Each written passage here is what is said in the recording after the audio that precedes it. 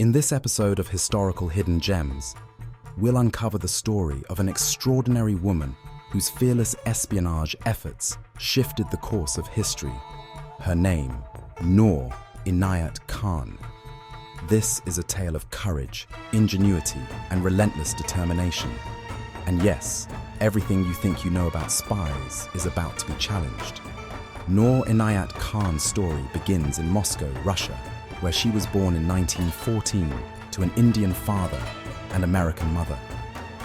Her father, Hazrat Inayat Khan, was a Sufi mystic and musician, painting Noor's early life with unique spiritual teachings amidst global unrest. When WWI broke out, the family fled to London and later to Paris. As a child in Paris, Noor was like any other young girl, playing musical instruments, writing stories. Little did she know that her life would soon turn into an epic spy thriller of its own. Here's where it gets even more interesting. When France fell to Nazi Germany in 1940 during World War II, Noor and her family escaped to England. But Noor saw something shocking: the devastation of her motherland and the ruthlessness of the Nazi regime. It awakened something almost superhuman within her. Despite being a staunch pacifist due to her father's Sufi teachings that emphasized harmony and peace, Noor volunteered for the Women's Auxiliary Air Force, WAAF. Because pacifist or not, Noor couldn't stand idly by as tyranny consumed the world. But Noor's journey into espionage wasn't an obvious leap. She joined an organization whose name carried immense weight, the British Special Operations Executive, or SOE. Known for carrying out covert operations, sabotage missions, and assisting resistance movements in occupied Europe, the SOE was often described as Churchill's Ministry of Ungentlemanly Warfare. Noor was recruited as a wireless operator, a job considered one of the most dangerous during the war. Think about it. Send a message to London using a wireless transmitter, and if caught, face immediate execution. Yet Noor volunteered, knowing full well the risks. Her first mission, codenamed Madeleine, landed her in enemy-occupied France in 1943. Posing as a children's nurse, she carried a bulky wireless set in a suitcase while navigating layers of Nazi checkpoints. Imagine the courage it took for a woman of Indian descent who stood out for her exotic looks to blend into wartime France. It was a feat only someone with nerves of steel could manage. Noor quickly realized the luxurious spy gadgets you may find in Hollywood movies were non-existent in her reality. Her wireless transmitter was the size of a small suitcase and emitted signals detectable only within a few hours before and after use. Her codebook, containing her life secrets, was something she had to guard with her life. But Noor's brilliance lay not just in transmitting messages. She became a key figure in coordinating the French resistance. Her captivating ingenuity. She knew when to transmit, where to transmit, and how to throw off Nazi radio detection trucks that were on her trail.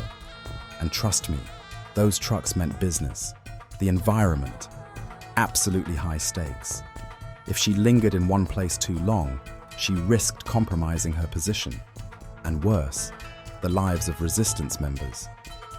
Weeks turned into months, and while other networks were collapsing under Nazi pressure, Noor remained the last operational wireless operator in the region.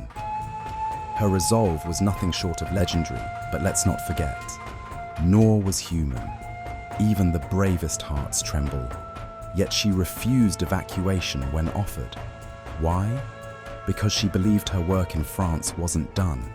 If she left, the resistance would lose its critical communication lifeline.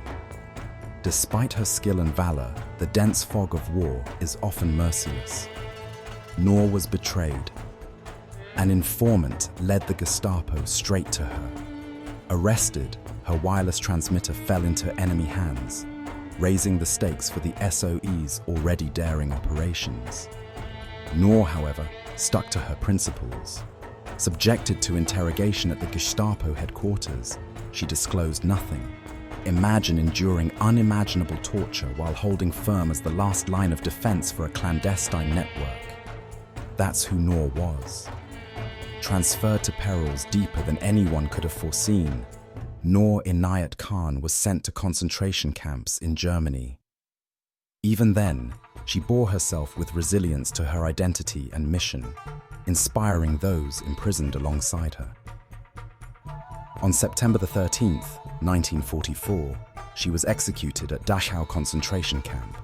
Her last word, liberté, echoes as a chilling reminder of what she stood for: freedom, dignity, and bravery.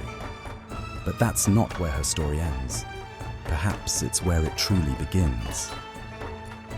Noor Inayat Khan was posthumously awarded the George Cross, the highest civilian decoration in the UK, and the Croix de Guerre by France.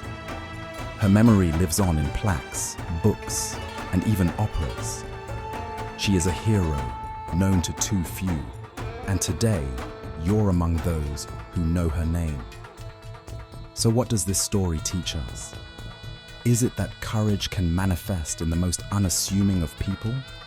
Or maybe that true strength lies in staying true to one's convictions in the face of unimaginable adversity?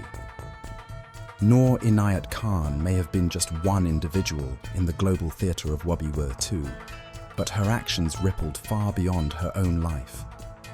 And now, I leave you with this question. What's your definition of bravery?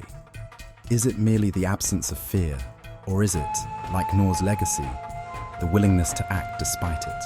Till next time, stay curious and keep uncovering the gems history hides just beneath its surface.